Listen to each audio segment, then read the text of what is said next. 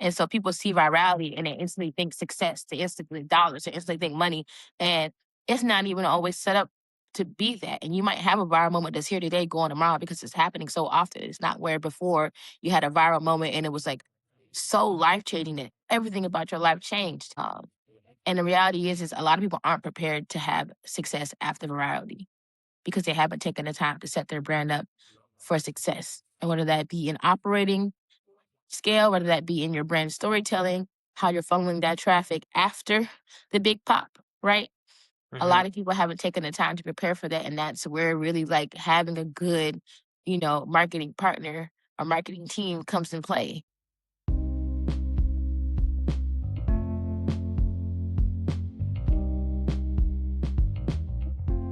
Welcome everyone. We are live and colored today with Keisha Liburd, the founder of TCH Agency, a marketing and content agency based in Atlanta. What stands out to me about Keisha's work is that she started TCH in 2020 with a very specific observation. She kept seeing businesses fail not because their product or service wasn't good, but because they couldn't properly market themselves or afford the big agencies to work for them. That insight became the foundation for building an agency that operates as what she calls an auxiliary marketing partner, especially for brands and events that don't have full teams yet. And I'm really happy to have such a beautiful young woman on today's show. Welcome, Keisha. Hi. Yeah. I mean, you gave me a pretty good introduction. I mean, like, yeah, I'm just really excited to be here. And TCS agency is literally near and dear to my heart. And yeah, I love to help people amplify their brand. So I'm excited to talk about everything today. Oh, that's great. Can you expand on who you are and what you do? Yes. So, as you stated, my name is Keisha Liburd. I am the founder of TCH Agency. And more about me is, I'm from Fayetteville, North Carolina. The best thing about this interesting email is that, like, he's in the Netherlands right now and I'm in Atlanta. So, like, we're just on two sides of the world having this conversation, which I think is really great, connecting, learning, and exchanging information. But I'm from Fayetteville, North Carolina. I moved to Atlanta 10 years ago this month, actually. Uh, I went and got my undergraduate degree actually in fashion merchandising and design from North Carolina Agricultural and Technical State University. And then when I moved to Atlanta in 2016, I was pursuing my master's degree at the Savannah College of Art and Design, where I received an MFA in luxury and fashion management. Now, I know you might be hearing these degrees and being like, well, how do we get to the marketing? Uh-huh. No. But I always tell people everything about my experiences have like built upon each other. And some fun facts is, for 7 years I worked in retail. And part of what I would be tasked with understanding is like the consumer mindsets. Um, because we worked in stores of excellence. So I worked at Victoria's Secret. I worked in a corporate retailer. So I tell people it's a little different from like what you think and imagine when you think about working in retail, and the way that uh management and even like the higher ups, it was nothing for our CEO to drop in a store and like want to like have us really know our business and understand our customers. So that was like part of the real world experience that kind of got me interested in the marketing. But at the same time, I was pursuing both my degrees. At the time, I was in Atlanta going to SCAD, and my program, while fashion forward, was focused on marketing, global brand design, and so that's kind of where the marketing really got driven in, because like I came into SCAD thinking I was going to get my master's and go into buying, but it was like I went to a panel in 2017. SCAD has this thing called ATV Fest where you're introduced to like media and shows, like film, everything, right? And so I went to one of those panels and it was just talking about the future of the digital space and digital storytelling. And like that's when I was like, I found a spark and I was like, whatever that is, I have to follow that. And so from there, I continued to tailor my coursework to really just understand like marketing, branding, design, like brand design, like having to learn Photoshop, having to learn all these design for platforms, and then really getting into the consumer mindset, customer mapping. And a lot of what we did was market ready work. So that's kind of where that passion for like wanting to create and tell stories and go into brand strategy came from. And so in 2020, the world shut down. And at that time, I was still before the world shut down. I had already kind of come to the natural reaching point that it was time for me to step out of where I was and jump into something new. So I actually ended up quitting my job on a faith move before the world shut down. I actually quit. My last day was a week before, and then the world shut down a week after that. And so for me, you know, it was a little different because it was like I was, everything was virtual then. So I was going to all these virtual conferences, going to all these different things. And, obviously nobody was hiring. Everybody was on a hiring freeze because nobody knew what was going to happen with the world. And so I remember going into a portfolio review about 3 months in. So probably this is probably, no, was it 3 months? Yeah, it was 3 months into the year. So this is like probably towards like the end of March still, in March, early April. And I remember sitting in review and one of the men that was doing my mentorship and reviewing my portfolio, he said, "You got it. Like at this point, you're gonna have to do it for yourself. Like if nobody's giving you the opportunity, this is how you create your lane." And so that's when the first iteration of my business was born, which was originally came Recreates. And so, but just me. So I wasn't even thinking about like having this name, but it was just like, oh, I'm creating things. And it was funny because like I had so many different pillars in my original business model that like I was trying to do a lot. Like I had a section that was for like brand strategy, consulting, social media marketing services. And then another part that was actually for like fashion styling originally. So we were just at first I was just like taking on everything, just trying to see where I was gonna go with it. Wow. Yeah. So that's a fun fact that nobody really remembers from the early days of the business. But things have definitely shifted and changed since then. I was doing that for about a year and a half, and I was like, I became an entrepreneur by force at that point, not because I wanted to. And so I really was just trying to get the experience to get the job. And then I got the Wow. job. You had to tap you had to be an entrepreneur. Yeah. It was like there was no other option. It was sink or swim. I stepped out to do this thing and nobody was giving me the opportunity. So then it was time to make it happen. Mm. And I did it scared because I was like, what? What do you mean? What do you mean I have to do this for myself? I'm just a girl. Well, I must say your journey into of the marketing and branding world is such a big miracle. Tried everything. On your side, when you say your goal is to help people create and communicate unique, authentic identities, what does that actually look like in practice? Like, what are the few things you diagnose when a brand feels generic online? I think not having a real voice, right? A lot of people will focus on having like the pretty aesthetics, but you're not really saying anything. Like, I can't understand what you do, how you're doing it, and how this is of benefit to me. And the biggest like hurdle that a lot of people forget that they have to overcome is that like you're not talking to yourself. You're talking to somebody else who may not even know you. Because you shouldn't even be trying to market just to the people that know you. And that's also another early mistake that people try to foster support from the immediate people around them in the circle, which is not to say you shouldn't, but they're not your target audience 9 times out of 10. So when I'm looking at a brand, I'm really looking for if how quick can I digest what they're trying to say, what they're trying to communicate? How quick can I grasp the essence of what it is you do and what you're offering me and what is the cost benefit of whatever is happening here, the exchange. When I'm coming to make a purchase or going to your experience, what am I getting in return? And a lot of the times, people are so focused on the aesthetics of how it feels and appears to be that they miss the gap of understanding that action needs to take place. Wow.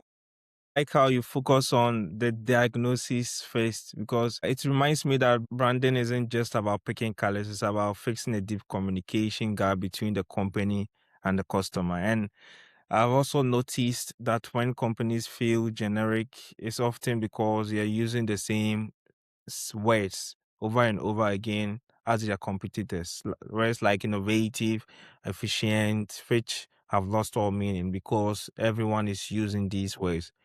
But by trying to appeal to everyone, they end up sounding like no one. And I'm curious, once you find those traits that make them different, how do you make sure that the brand actually stays consistent across the whole company and that it doesn't live in maybe a PDF or a document on the shelf? So I think that like it's definitely kind of like something where you got to live the values and have the values every day. Um, but brand narrative is important, right? So I think one of the first things I always try to hone on is understanding the narrative of the brand. Like why it was started, what they're trying to accomplish, what is the story here? Because a lot of the times people will skip over the story because they're like, oh, I don't want to tell this. I'm not thinking about that, but not realizing that that's the one thing that's going to like draw you in to their brand, and being able to communicate that, right? Like an early client that I had for a few years actually like came to me when we sat down to like go through the business. He was like, "Hey, I have this event, and I really want like to reach like young professionals, people coming off from their 9 to 5, and I want to create a space where they could come, enjoy themselves, have a couple of drinks, hear some good music." And I was like, "Okay, that's cool and all, and I can make that happen, but it also translated to like me currently looking at the brand as it appears online. Like, what are the socials looking like?" And I'm like, right now, it was like muted dark colors. It wasn't something that was like inviting, exciting, or something that would even stop the scroll as you're going down your feed. So one of the first things we did was change all the flyers. I was like, we're changing these. Like, I'm gonna, we're gonna work on getting you some, quality content to tell Yeah. the story. But we're also gonna do like we did like a complete brand redesign almost just to like get some more invigorating marketing materials. And then from there, we just kind of started to roll out content pillars, which is also like different buckets of content that you can reuse and repeat across platforms. And it guides your way your brand shows up in all of the spaces. So those are some of like the early things that I like to bring in to like when I'm diagnosing or looking at a brand to start to transform like that digital storytelling. Wow, with the way you diagnose their stories and everything, you are appealing to me as a brand doctor. Yeah, I do. And I like, but and like I was realizing as even as I've been doing more reflecting on my business is that like that's kind of like one of my strengths is that I'm supposed to help people get better, but not make them reliant on me, right? I don't feel like anybody I work with needs to be relying on me forever. Hmm. I think there are things I can add value to, right? And like I can consult with you. You can come back to me always, right? But like I don't have to be integral to your business forever. With the level of people that I'm working with, because most of the time I'm working with like small to mid-sized events. I have a couple large ones now, but when I first started, they were smaller brands. So it's like realistically, as you're trying to scale and sustain, you're going to have to, uh, you know, change some costs. And that's probably going to be me because marketing is an investment that everybody can't keep around forever if they're trying to, always get to that next level. And sometimes you got to, make certain sacrifices before you can go up and just to get there and get some other things liquid. So for me, it's really always been important about trying to give everybody I work with the tools for success.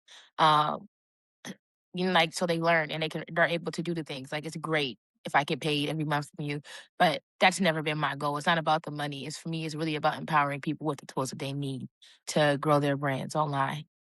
Empowering the people about what they need.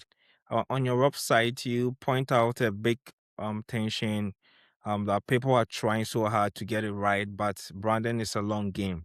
What do you think brands or founders misunderstand about what it actually takes to stand out in a market that is very noisy?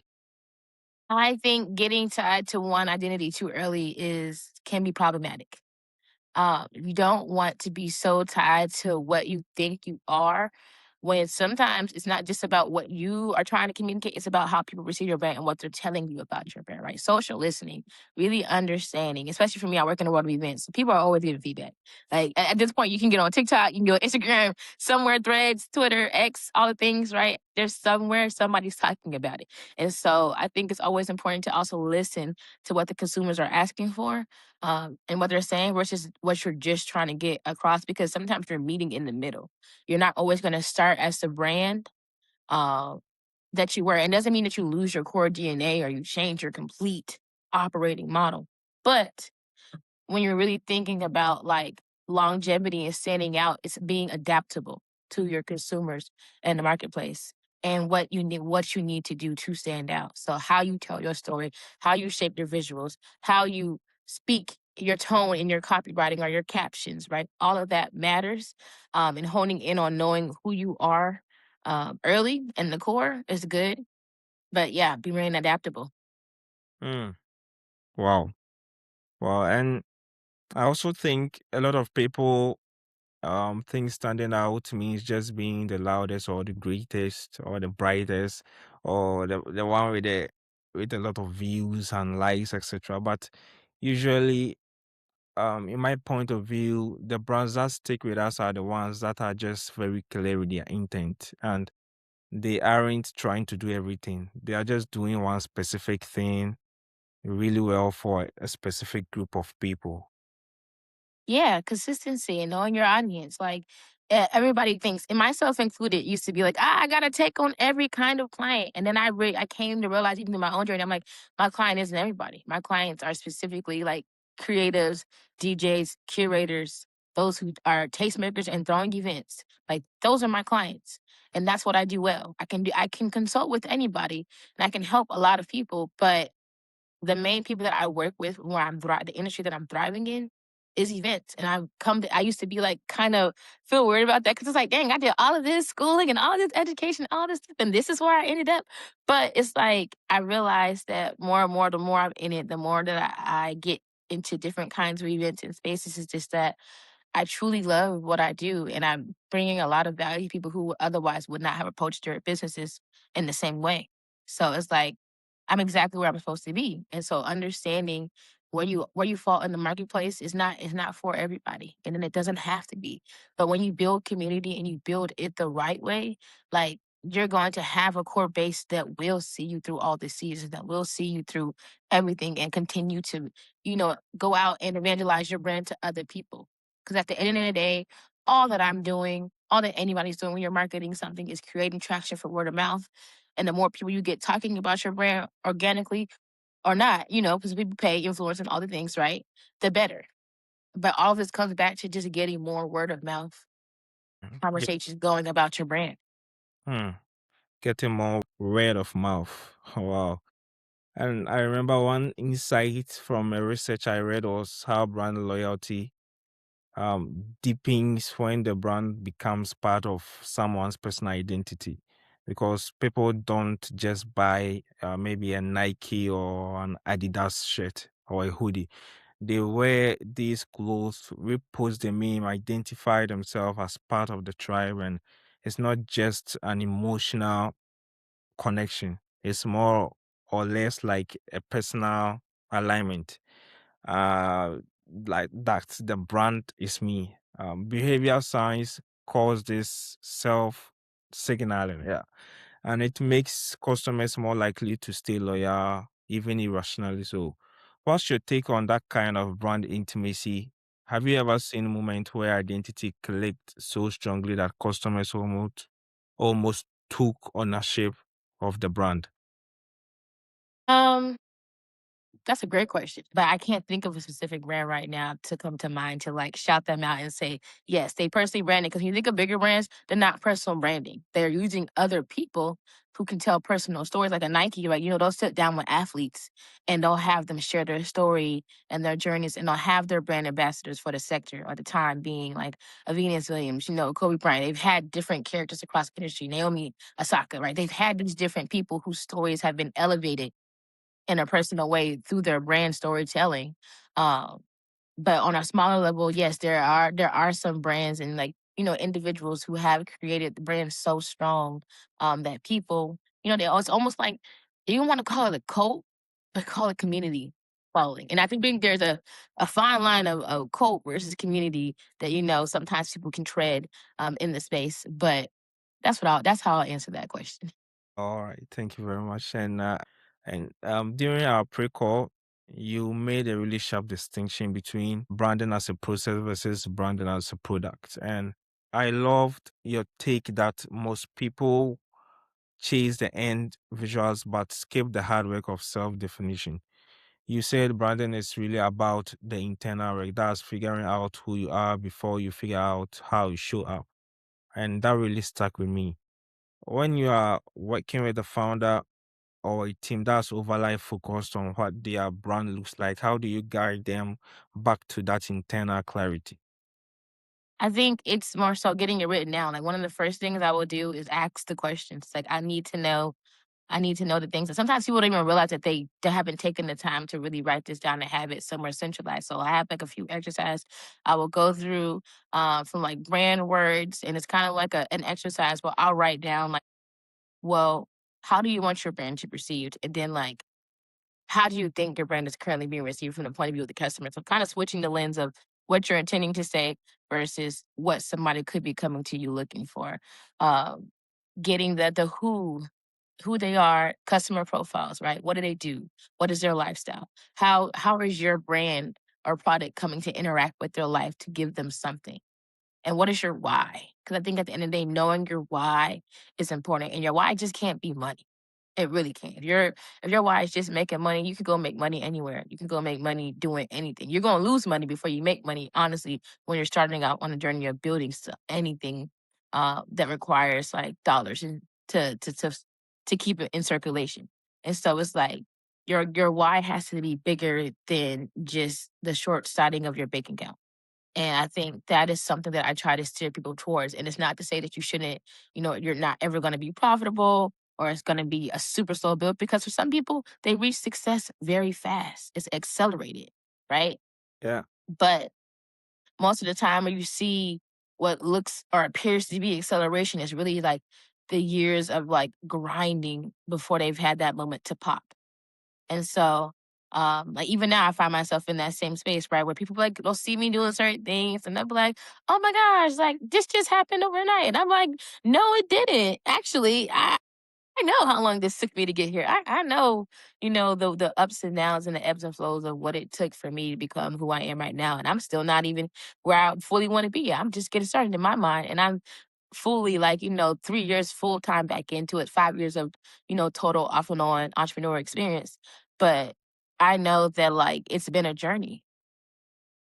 And I think you have to be committed to the journey when you're going into this kind of like journey of building anything, whether it be an event, whether it be a product, a service business. You have to understand that what you're doing and how you're going about it is a journey. And the unfortunate side is that when people see TikToks, and especially I say that platform specifically because like the virality is like super fast.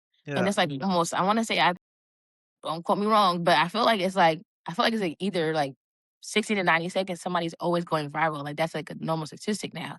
And so people see virality and they instantly think success, they instantly think dollars, they instantly think money. And it's not even always set up to be that. And you might have a viral moment that's here today, going tomorrow, because it's happening so often. It's not where before you had a viral moment and it was like so life changing that everything about your life changed. Um, and the reality is a lot of people aren't prepared to have success after virality because they haven't taken the time to set their brand up for success. And whether that be in operating scale, whether that be in your brand storytelling, how you're funneling that traffic after the big pop, right? A Hmm. lot of people haven't taken the time to prepare for that. And that's where really like having a good, marketing partner or marketing team comes in play. Somebody who can help you do the strategy, somebody who can help you build out your business systems, which does not fall into marketing, but those are also things that you need to like have a mindset for and a readiness for beyond just seeking to have the most viral talked about moment. Because I tell people all the time, it's nothing worse than like me on one side doing all I can to market your brand and like get people in the room, and then they get there and now your experience is lackluster. Now, not only does that damage my reputation, it damages yours as well. It's more harmful to your brand rather than like when you build slow and you build intentionally, you're able to do the trial and errors. You're able to test more. You're able to see what does and doesn't work. And you should always want to test and be curious about your business, no matter what industry you're in. Oh wow. And I've also noticed that when teams do this internal work, it actually makes the design phase much faster as well, because when you know your values and your personality, you don't have to guess which colors or fonts to use. You don't have to guess um what logo or the kind of shirts you have to make. The identity makes those choices for you basically, and it turns a creative guessing into a business action, a business decision, based on my Yeah, opinion. it tends that. Yes, I would agree with you and say that, having those things formed, having your brand identity form helps shape vision a lot easier when you're when you have already been intentional enough to do the work. I'm looking at the next 12 to 18 months. What do you see TCH to be? I see TCH Agency really entering its next full phase. Currently going an internal rebrand right now. So I'm really excited about like the direction of where I'm going to take it. But what I'll share publicly is saying that like, I hope to be able to continue to expand the kinds of clients that I work with. I'm not only passionate about working with spaces that are like, I have some nightlife clients. I have like an art show that I work with. I have a few different kind of sectors. So I kind of want to continue to expand and help third space communities grow, which is our places that are not home, not work, but places for people to come together and be in community and do things. And I've had a good bit of third space events that I helped market last year. So that's a passion for me that I'm looking to expand upon, wanting to work with some festival campaigns. Um, really, really big goal for me is to help land a festival client in the next year and help them, grow and impact their marketing. And then beyond that, being able to really bring on a team and have a sustainable team. I think I've kind of had some test runs, I've learned some lessons. And so like the goal would be to sustainably have somebody on payroll that I could keep on staff throughout the year, and not just seasonally. But those would be some of my goals, really just to continue to expand and like grow more, touch more, impact more people. And yeah, so that's kind of part of like the next phase of TCH. That's right, and you are definitely going to get there. Do you have any last remarks for our audience? I think what I would just say is in all things you do, submit your plans to God. And I do have to say that because I think for me, none of the things that I've accomplished and the things I've done have not been without that influence. That has been a key driving point in my career. But when you write the vision and you make it plain, you really can make it happen for you. And let that be the center point of everything you flow from. Have good intentions, have good morality about the things that you're trying to create and put out there, and have good intentions for the world around you. And I think for me, like marketing is important. So know your story, own your message, and continue to empower yourself with the resources to make it happen. Because sometimes you might know your story, but you don't know how to tell it. So get the help you need. And that doesn't have to be me. I'm not going to shameless plug and like, oh, you have to work with me. Like, no, work with the people who are around you. And a lot of times people think they got to go up. And I do go back to something that, Issa Rae said, where you have to network across. Not be afraid to work with the people around you and build with them and grow with them, because some of the very foundation of what has also gotten me here is working with the peers around me. So I've been building up and across at the same time, not one or the other. Write your vision and make it plain. Oh, that's very powerful. I'm definitely gonna take that from today. Yeah. Well, thank you very much for your insight and your advices and your diagnosis tips. My audience are probably gonna apply it in their brands as well. Thank you very much, and this conversation was incredibly valuable, and I appreciate your time and openness as well. No problem. Thank you for having me. You are welcome. So, guys, that will be a wrap for today. I hope to see you in our next episode. Make sure to subscribe if you haven't yet. And remember, we are here to grow, we are here to learn and to educate ourselves daily. Thank you for having time with me, and I'll see you in the next episode. Bye.